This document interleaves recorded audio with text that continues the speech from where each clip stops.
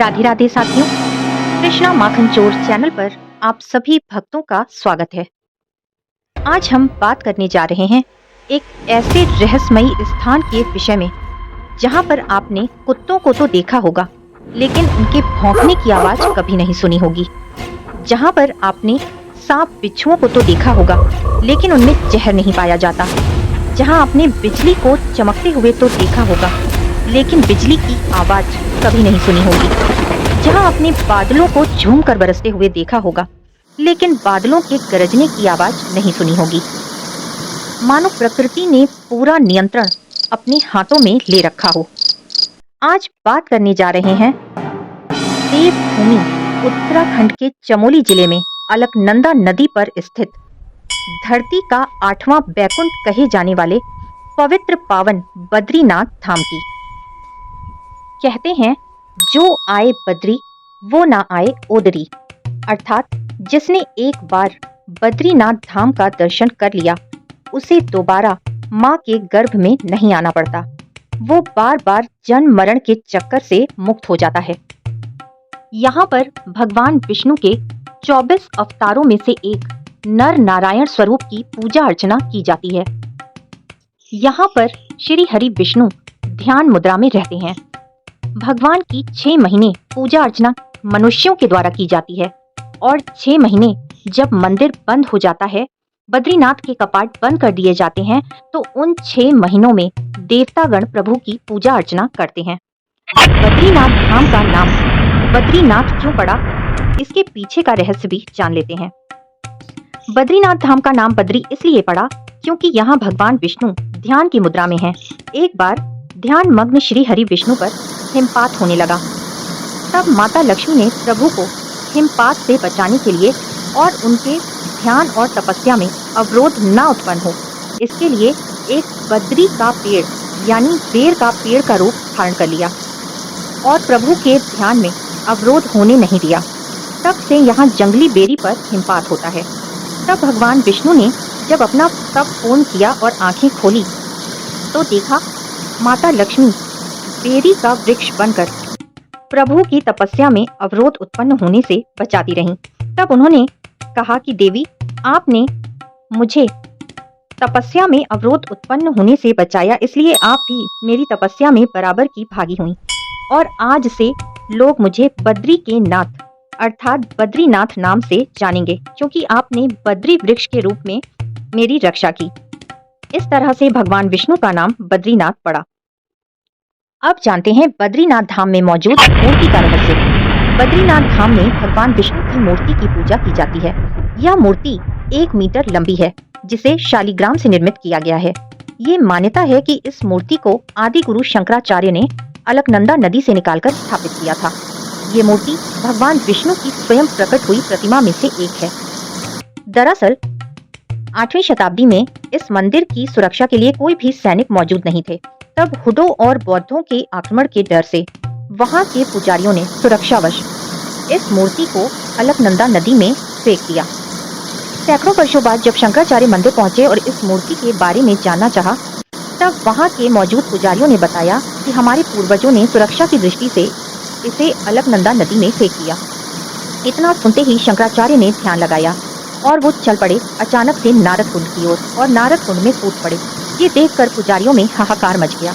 नारद कुंड एक ऐसा विशाल कुंड है जिससे बाहर बचकर निकलना मुश्किल था, परंतु शंकराचार्य देव पुरुष थे, कोई साधारण पुरुष नहीं थे। और जब वो उस कुंड से बाहर निकले तो उनके हाथ में बद्री नारायण की मूर्ति थी। शास्त्रों में वर्णन मिलता है कि इस मंदिर में विराजित भगवान विष्णु की इस मूर्ति की पूजा आधे समय मनुष्य तथा आधे समय देवता करते हैं। नहीं बुझती है इस मंदिर की अखंड ज्योति।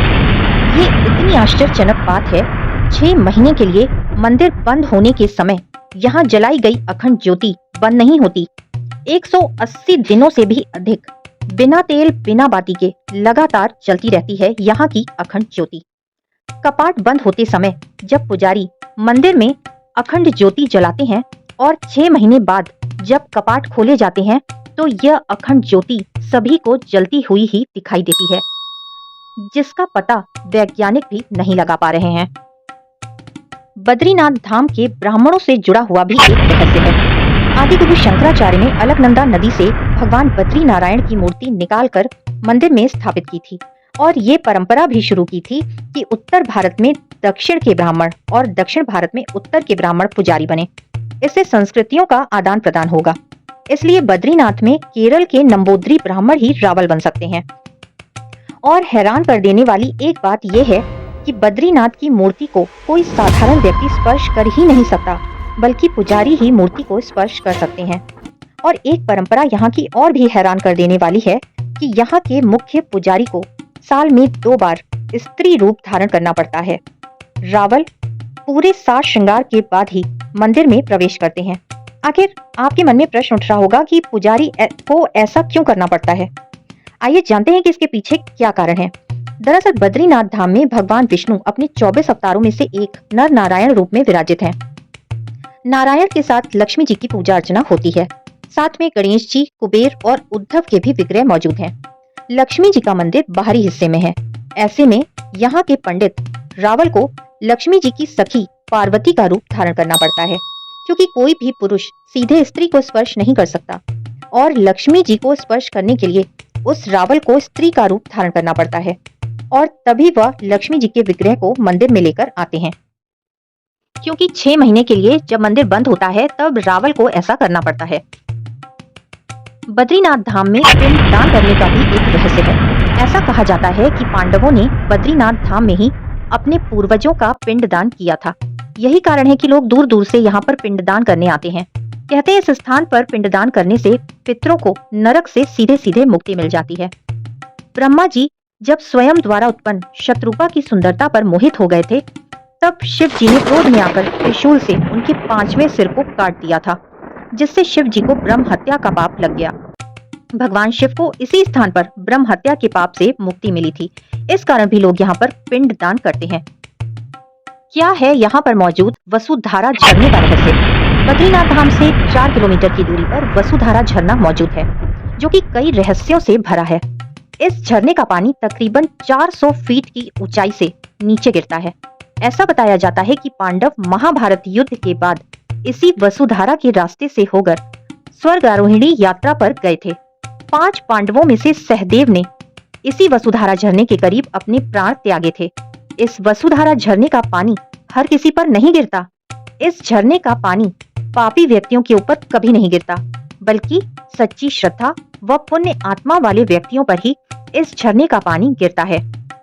और जिस किसी पर भी इसकी बूंदें गिरती हैं, उसे मोक्ष का अधिकारी माना जाता है।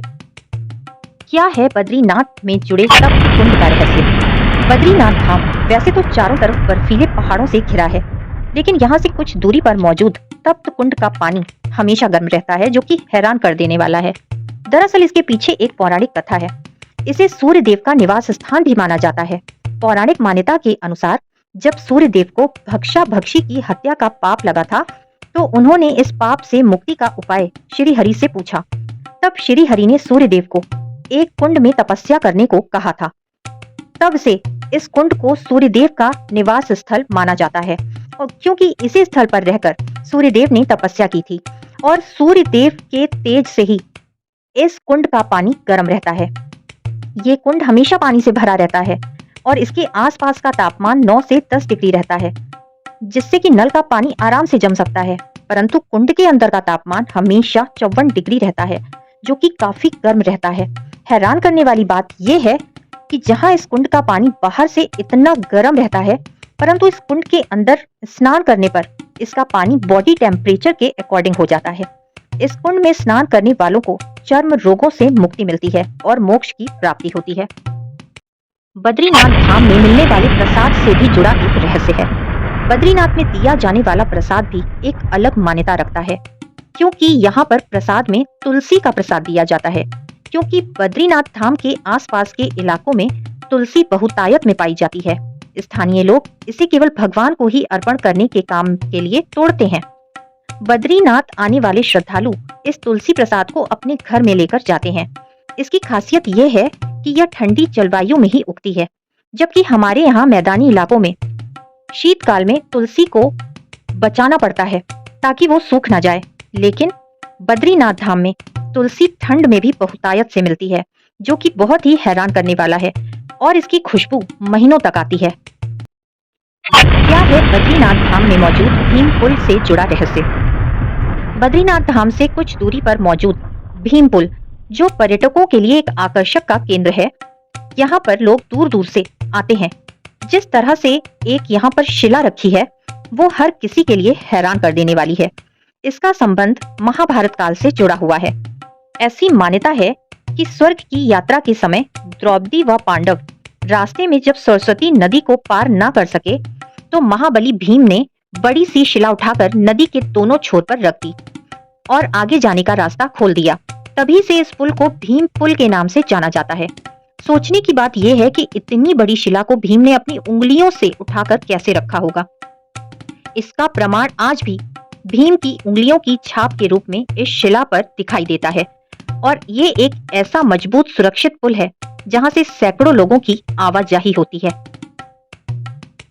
हम सब जानते हैं कि सनातन धर्म में पूजा पाठ के दौरान शंखनाद का कितना महत्व है। कोई भी पूजा पाठ कथा शंख बजाए बिना अधूरी मानी जाती है, परंतु शंख चक्रधारी भगवान जनार्दन श्री हरि विष्णु के इस परम धाम में शंख का कोई भी नाद सुनाई नहीं देता, क्योंकि बद्रीनाथ में शंख नहीं बजाया जाता। आखिर इसके पीछे क्या कारण है? इसके पीछे कुछ पौराणिक कथाएं तो जुड़ी हुई हैं। साथ ही अगर वैज्ञानिक कारण की बात करें तो सर्दियों में यहाँ बर्फ पड़ती है और ऐसे में शंखनाद करने से बर्फ में दरार पड़ सकती है, जिसके कारण बर्फ का तूफान आ सकता है। इस कारण से बद्रीनाथ के इस मंदिर में शंखनाद नहीं किया जाता।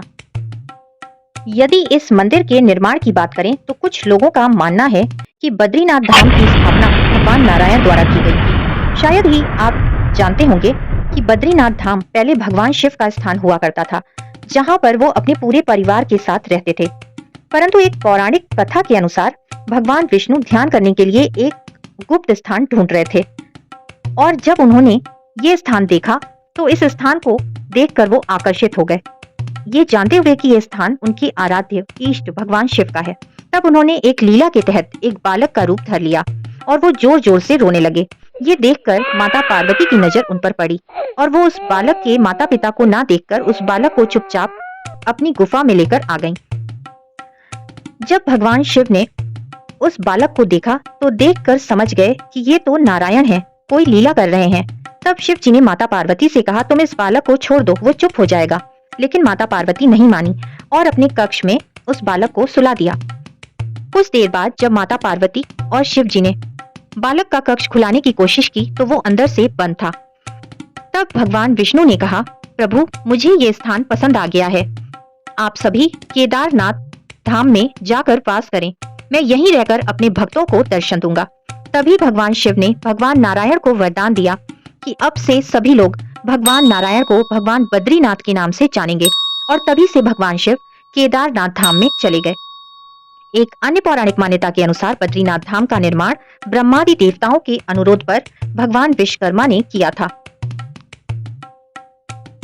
तो साथियों, वीडियो आपको कैसा लगा जरूर बताएं और वीडियो पसंद आया है तो प्लीज ज्यादा से ज्यादा ऐसे वीडियोस को शेयर करें ताकि और लोगों तक ऐसी जानकारियां पहुंच सकें। और आप सभी बद्रीनाथ धाम के दर्शन करने जरूर जाएं, क्योंकि जो जाए बद्री वो ना आए ओदरी, क्योंकि उसे माता के गर्भ में दोबारा नहीं जाना पड़ेगा और जन्म मरण से मुक्ति मिलेगी। फिर से मिलेंगे मेरे चैनल कृष्णा माखन चोर पर। तब तक के लिए राधे राधे।